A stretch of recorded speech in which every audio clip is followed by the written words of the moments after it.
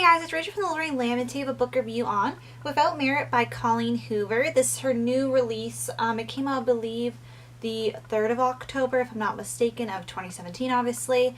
And I have a lot of thoughts, but this book review will be spoiler free. I just want to put that out there. If I am going to say, I don't think I'm going to say anything that's would spoil anything, but if I do, I'll make sure to preface it and make sure that any of the people that have not read the book know that before they continue watching.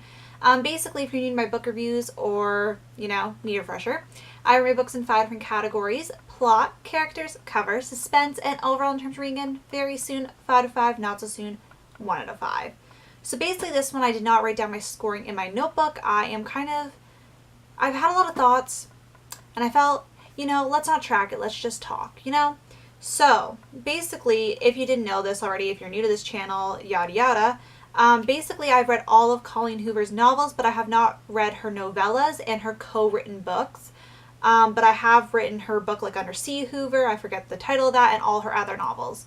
And I've really enjoyed them. Like most of them get about 4 stars and up. Most of them actually probably get 5 stars. I can't quite remember all my individual rankings, of course. So when it came to this book, I didn't read the synopsis. I was automatically buying it because she's kind of become an auto-buy author for me. And this book has not changed that for me. It's not like, oh, I'm going to read the descriptions from now on. Yeah. But basically, this book was very different from the other books that she has written. There wasn't as much emphasis on the love interest. There still was emphasis on it, but I find a lot of her books, it's emphasis on the 2 love interests. But this one kind of differed away from that formula, and it had a more interesting kind of plot, and characters I thought were very different from other characters she's written. And all in all, I have to say, obviously if you haven't read a Colleen Hoover book, I wouldn't start with this book, but it's definitely not one to overlook. If you love her books in general, just like I do, and you love reading her books, then I would definitely give this a shot. It wasn't my favorite of hers. It's probably near the bottom of, if I'm ranking all the books, but I still enjoyed it. So basically what this book is about, I'm just going to be kind of, browsing the back of the book because I don't want to give anything away, because contemporary is hard to sum up without reading the back. So basically this story is about the Voss family, and they live in a repurposed church. There's 7 of them. So they have their mom, their dad, their mother lives in the basement. She's very sick, it says in the back. The father is married to the mother's former nurse. They have a little half-brother. And then they have the eldest siblings, which include a brother, Utah. And then it is Honor and Merit, and they are twin sisters, and that's kind of how the family dynamic goes. Basically, Merit meets this guy named Sagan one day and finds out that he is kind of inserted into her life automatically, and it's kind of a weird situation. And basically fed up with the lies, Merit's done with her family. She wants to shatter the family illusion that not that they're perfect, but she wants to shatter the illusion that everything's fine. So before leaving them behind for good, she has an escape plan, which fails, and she has to deal with the consequences of her actions in going. So basically it says, Without Merit explores the layers of lies that tie a family together and the power of love and truth. So this book really put an emphasis on family, which I do enjoy because family is not as represented, I feel like, in YA novels.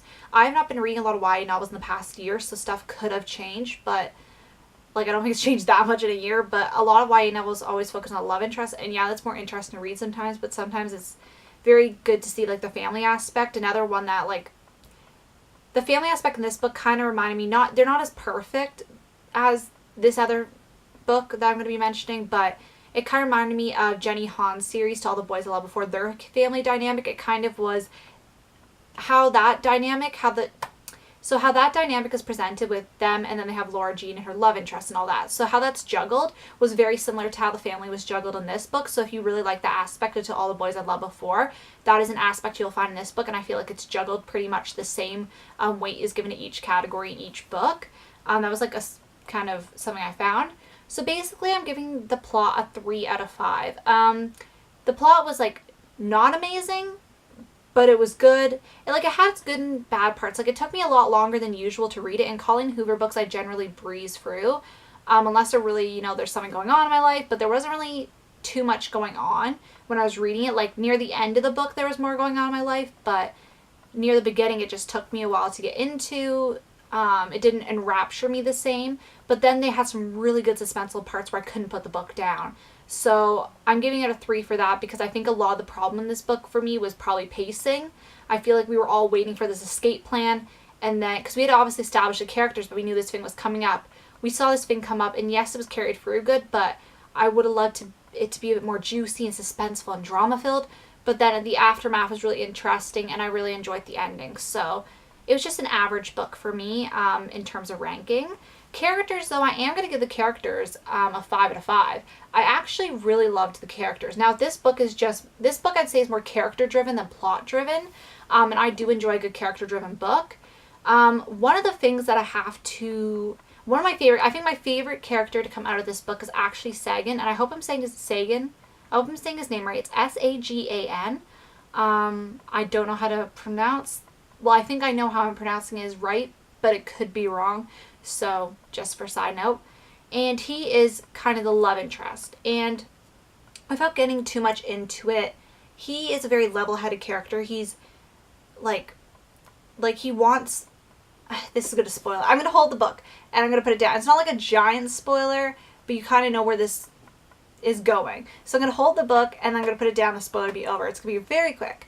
So basically, when Sagan wouldn't go in a relationship with Merritt because he's like, you need to work on your mental health first. Like, this is not going to be healthy, and you need to, like, be good in your own skin before you can, go off and, bring another person into your life. And I thought that part of him was really good and really interesting for a YA character to actually deny a relationship, especially when they could have been like, oh, it fixes mental health, but it was an emphasis on it that, yes, it will add to the happiness of mental health, but you need to find the happiness in yourself, and I really enjoyed that. I really loved that, that's not something you see a lot with YA, especially now when there's love interests in YA. The rest of the characters, I really enjoyed Merritt, I enjoyed Honor. I enjoyed everybody in their family. They all had very interesting little quirks that made them different. They weren't all like super, I guess, as you would say, normal. They all had their differences. They all had little things going on about them. I feel like there was a lot of different dynamics of relationships going on that I really enjoyed, like the twin relationship, the relationship between the one twin and the brother, the relationship between all the older siblings, the relationship between the younger ones. Like, there was a lot of different situations and dynamics explored, and I really enjoyed every single one of them. I would have wished we got to see a bit more of Victoria, who is the kid's stepmother. I just would have liked to see, maybe a little novella, just, I really want to know kind of her situation and kind of what happened at the end of the book and how that affected her. Cover, I give a 5 out of 5. I love these covers. Well, the new Colleen Hoover book covers are just so pretty. I love how it's, bobby pinned together. Or safety pinned. Not bobby pinned. Safety pins. I love the font that's been used on because it's the same font unilaterally between her last few books. I think November 9, It Ends With Us. I think those two will match up. And Confess. I think those three have the same fonts. I love the pink and white. It's so pretty. And I'm not a big fan of this fuchsia pink with, white and black. But this has a gray, so kind of counteracts. And suspense. So suspense, I give a 3 out of 5. I'm giving it the same as the plot because a lot of the problems I have, the plot I had with the pacing and the plot material, obviously, but I feel like it goes with that in what I said earlier about it being a bit slow to start and having some slow moments.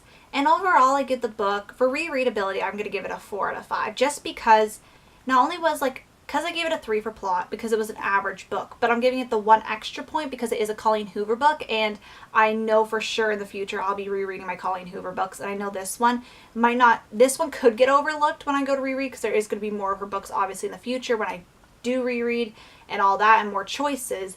So I'm not giving it a full 5, but I'm giving it the extra 4 because it is Colleen Hoover, and in this review it was very hard to sometimes reconcile between rating this book on its own, hate to be punny, but merit, and rating this book in comparison to the other Colleen Hoover books. So a lot of this book review was in comparison, which I tried not to, but it's very hard to compare when you really do enjoy an author's other works. But all in all, I would say, definitely give this one a chance. If you're new to Colleen Hoover, I'd read a few, some other ones of hers to start off. I wouldn't overlook this one. And if you've already read Colleen Hoover books and you weren't sure whether to get in this one, I'd still say give it a chance.